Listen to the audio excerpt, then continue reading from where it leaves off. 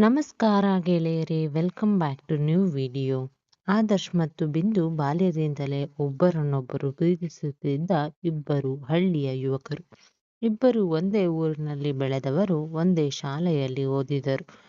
College ಶಿಕ್ಷಣಕ್ಕಾಗಿ ನಗರಕ್ಕೆ ಬಂದಾಗ ಬೇರೆ ಬೇರೆ ಕಾಲೇಜುಗಳಲ್ಲಿ ಸೇರಿದರು.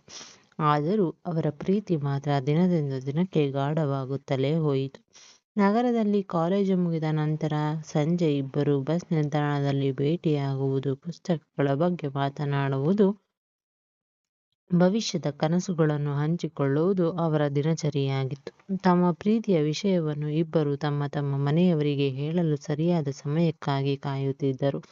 ಆದರೆ ವಿಧಿ ಬೇರೆಯದನ್ನೇ ಬರೆದಿತ್ತು. ಬಿಂದುಗೆ ಒಬ್ಬ ಅಣ್ಣನಿದ್ದ. ಅವನಿಗೆ ಆದರ್ಶ್ ಮೇಲೆ ಮೊದಲಿನಿಂದಲೂ ಒಳ್ಳೆಯ ಅಭಿಪ್ರಾಯ ಇರಲಿಲ್ಲ. ಬಾಲ್ಯದಲ್ಲಿ ನಡೆದ ಸಣ್ಣ ಜಗಳಗಳು, ಕುಟುಂಬದ ನಡುವಿನ ಅಸಮಾಧಾನಗಳು ಅವನ ಮನಸ್ಸಿನಲ್ಲಿ ಇನ್ನೂ ಉಳಿದಿದ್ದವು. ಒಂದು ದಿನ ಬಿಂದು ಮತ್ತು ಆದರ್ಶ್ ಮಾತನಾಡುತ್ತಿರುವುದನ್ನು ಅವನು ನೋಡಿದ. ನಂತರ ಅವರಿಬ್ಬರು ಹಲವು ವರ್ಷಗಳಿಂದ ಪ್ರೀತಿಸುತ್ತಾರೆ ಎಂಬ ಸತ್ಯವು ಅವನಿಗೆ ತಿಳಿಯಿತು. ಈ ಮದುವೆ ಯಾವತ್ತೂ ಆಗೋದಿಲ್ಲ ಎಂದು ಅವನು ಕೋಪದಿಂದ ಹೇಳಿದ. ಬಿಂದು ಎಷ್ಟೇ ಮನವಿ ಮಾಡಿದರೂ ಅಣ್ಣನ ಮನಸ್ಸು ಬದಲಾಗಲಿಲ್ಲ. ಕೆಲವೇ ದಿನಗಳಲ್ಲಿ ಅವನು ತನ್ನ ಪರಿಚಯದ ಮನೆಯ ಹುಡುಗನೊಂದಿಗೆ ಬಿಂದು ಮದುವೆಯನ್ನು ನಿಶ್ಚಯಿಸಿದ. ಆ ಸುದ್ದಿ ಆದರ್ಶ್ಗೆ ಮಿಂಚಿನಂತೆ ಬಡಿದಿತ್ತು. ಅವನು ಹಲವು ಬಾರಿ ಬಿಂದು ಜೊತೆ ಮಾತನಾಡಲು ಪ್ರಯತ್ನಿಸಿದ್ದ. ಆದರೆ ಮನೆಯವರು ಅವಳ ಮೇಲೆ ಕಟ್ಟುನಿಟ್ಟಿನ ನಿಗಾ ಇಟ್ಟಿದ್ದರು. ಕೊನೆಗೆ ಬಿಂದು ಕಣ್ಣೀರು ಹಾಕುತ್ತಲೇ, ನಾನು ನಿನ್ನನ್ನೇ ಪ್ರೀತಿಸುತ್ತೇನೆ, ಆದರೆ ನನ್ನ ಕೈಯಲ್ಲಿ ಏನೂ ಇಲ್ಲ ಎಂದು ಕೊನೆಯ ಬಾರಿ ಹೇಳಿದಳು. ಕೆಲವೇ ವಾರಗಳಲ್ಲಿ ಅವಳ ಮದುವೆ ನಡೆಯಿತು. ಆ ದಿನ ಆದರ್ಶ್ ತನ್ನ ಜೀವನವೇ ಮುಗಿತ ಎಂದಾಯಿತು. ಕಾಲೇಜಿಗೆ ಹೋಗುವುದನ್ನು ಕಡಿಮೆ ಮಾಡಿದ, ಸ್ನೇಹಿತರ ಜೊತೆ ಮಾತನಾಡುವುದನ್ನೂ ಬಿಟ್ಟ. ಊಟವೂ ಸರಿಯಾಗಿ ಮಾಡಲಿಲ್ಲ. ಮನೆಯವರು ಎಷ್ಟೇ ಸಮಾಧಾನ ಮಾಡಿದರೂ ಅವನ ಮನಸ್ಸು ಖಾಲಿಯಾಗಿಯೇ ಉಳಿಯಿತು. 1 ತಿಂಗಳು ಕಳೆಯಿತು. ಆಷಾಢ ಮಾಸದ ಸಂಪ್ರದಾಯದಂತೆ ಬಿಂದು ತನ್ನ ತವರು ಮನೆಗೆ 1 ತಿಂಗಳ ಕಾಲ ಉಳಿಯಲು ಬಂದಳು. ಆದರ್ಶ್ಗೆ ಈ ವಿಷಯ ತಿಳಿಯುತ್ತಿದ್ದಂತೆ ಅವನ ಮನಸ್ಸಿನಲ್ಲಿ ಮತ್ತೆ ನೆನಪುಗಳು ಕಾಡಲು ಆರಂಭಿಸಿದವು. ಆದರೆ ಅವನು ಅವಳನ್ನು ಭೇಟಿಯಾಗಬೇಕೋ ಬೇಡವೋ ಎಂಬ ಗೊಂದಲದಲ್ಲಿದ್ದ. ಒಂದು ಸಂಜೆ ಬಿಂದು ತನ್ನ ಮನೆಯ ಜಮೀನಿನ ಕಡೆ ನಡೆಯುತ್ತಿದ್ದಳು. ದೂರದಲ್ಲಿ ಆದರ್ಶ್ ಹೊಲದಲ್ಲಿ ಕೆಲಸ ಮಾಡುತ್ತಿದ್ದ. ಇಬ್ಬರ ಕಣ್ಣುಗಳು ಎದುರಾದವು. ಮಾತುಗಳೇ ಬರಲಿಲ್ಲ. ಕೆಲವು ಕ್ಷಣಗಳ ಕಾಲ ನಂತರ ಬಿಂದು ನಿಧಾನವಾಗಿ ಅವಳ ಬಳಿಗೆ ಬಂದು, ಹೇಗಿದ್ದೀಯಾ ಎಂದು ಕೇಳಿದಳು. ಬದುಕಿದ್ದೇನೆ ಅಷ್ಟೇ ಎಂದು ಆದರ್ಶ್ ಮಂಕಾಗಿ ಉತ್ತರಿಸಿದ. ಆ ಒಂದು ಮಾತು ಇಬ್ಬರ ಮನಸ್ಸನ್ನು ನೋಯಿಸಿತ್ತು. ಮುಂದಿನ ಕೆಲವು ದಿನಗಳಲ್ಲಿ ಯಾರಿಗೂ ಗೊತ್ತಾಗದಂತೆ ಅವರು ಕೆಲವೊಮ್ಮೆ ಹೊಲದಲ್ಲಿ, ಅಂಚಿನಲ್ಲಿ, ಮರದ ನೆರಳಿನಲ್ಲಿ ಅಥವಾ ಕೃಷಿಯ ಮನೆಯ ಹತ್ತಿರ ಭೇಟಿಯಾಗಿ ಮಾತನಾಡತೊಡಗಿದ್ದರು. ಅವರ ಮಾತುಗಳಲ್ಲಿ ಹಳೆಯ ನೆನಪುಗಳು, ಬಾಲ್ಯದ ಘಟನೆಗಳು, ಕಾಲೇಜಿನ ದಿನಗಳು, ಒಡೆದ ಕನಸುಗಳು ತುಂಬಿದ್ದವು. ಒಂದು ದಿನ ಮಳೆ ಸುರಿಯಲು ಆರಂಭವಾಯಿತು. ಇಬ್ಬರು ಹತ್ತಿರದಲ್ಲಿದ್ದ ಕೃಷಿ ಮನೆಯೊಳಗೆ ಆಶ್ರಯ ಪಡೆದರು. ಆದರ್ಶ್ ಬಿಂದು ಬಳಿಗೆ ಹೋಗಿ ಗಳಗಳನೆ ಅಳಲು ಶುರು ಮಾಡಿದ.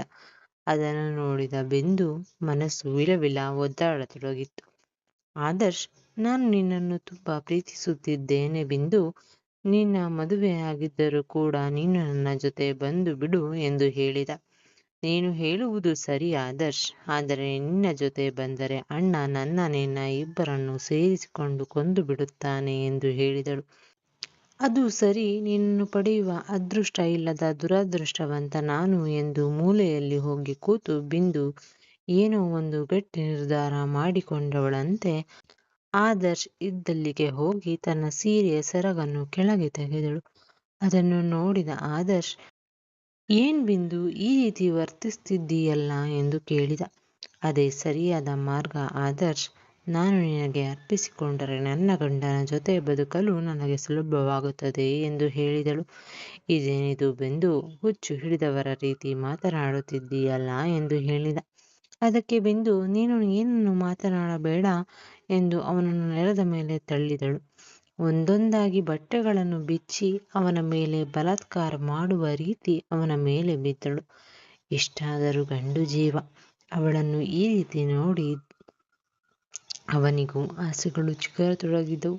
2 ಹಾವುಗಳು ನೃತ್ಯ ಮಾಡುವ ರೀತಿಯಲ್ಲಿ ಇಬ್ಬರು ನೆಲದ ಮೇಲೆ ನೃತ್ಯ ಮಾಡಿದರು.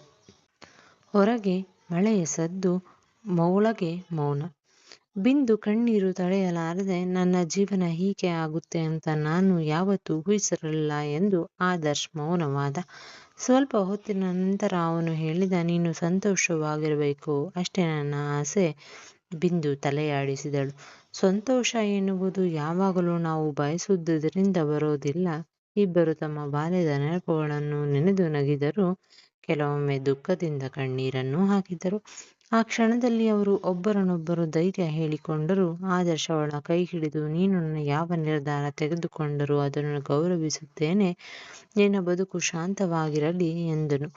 ಬಿಂದು ಕೂಡ ಅವನಿಗೆ, ನೀನು ನನ್ನ ಜೀವನವನ್ನು ನಿಲ್ಲಿಸಬೇಡ, ನೀನು ಕನಸು ಕಂಡದ್ದನ್ನೆಲ್ಲ ಸಾಧಿಸು ಎಂದು ಹೇಳಿದಳು. ಆ ಭೇಟಿಯಲ್ಲಿ ಅವರ ನಡುವೆ ಯಾವುದೇ ಮಿತಿಯನ್ನು ಮೀರುವ ವರ್ತನೆ ನಡೆಯಲಿಲ್ಲ. ಅವರಿಬ್ಬರು ಪರಸ್ಪರ ಭಾವನೆಯನ್ನು ಗೌರವಿಸಿ ಕೊನೆಯ ನೆನಪಾಗಿ ಒಬ್ಬರನ್ನೊಬ್ಬರು ಅಪ್ಪಿಕೊಂಡರು. ಆ ಅಪ್ಪುಗೆ ಅವರ ಬಾಲ್ಯದ ಪ್ರೀತಿಗೆ ಕೊನೆಯ ವಿದಾಯದಂತಿತ್ತು. ಆಷಾಢ ಮುಗಿಯುವ ದಿನ ಬಂತು. ಬಿಂದು ಮತ್ತೆ ತನ್ನ ಗಂಡನ ಮನೆಗೆ ಹೊರಡಬೇಕಾಯಿತು. ಹೊರಡುವ ಮುನ್ನ ದೂರದಿಂದಲೇ ಆದರ್ಶ್ ನಿಂತಿದ್ದ.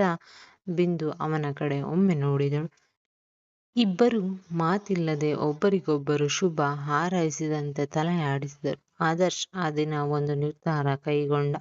ಪ್ರೀತಿ ಎಂದರೆ ಯಾರನ್ನಾದರೂ ಪಡೆದುಕೊಳ್ಳುವುದಲ್ಲ, ಅವರ ಸಂತೋಷಕ್ಕಾಗಿ ತಮ್ಮ ನೋವನ್ನು ಒಪ್ಪಿಕೊಳ್ಳುವುದು.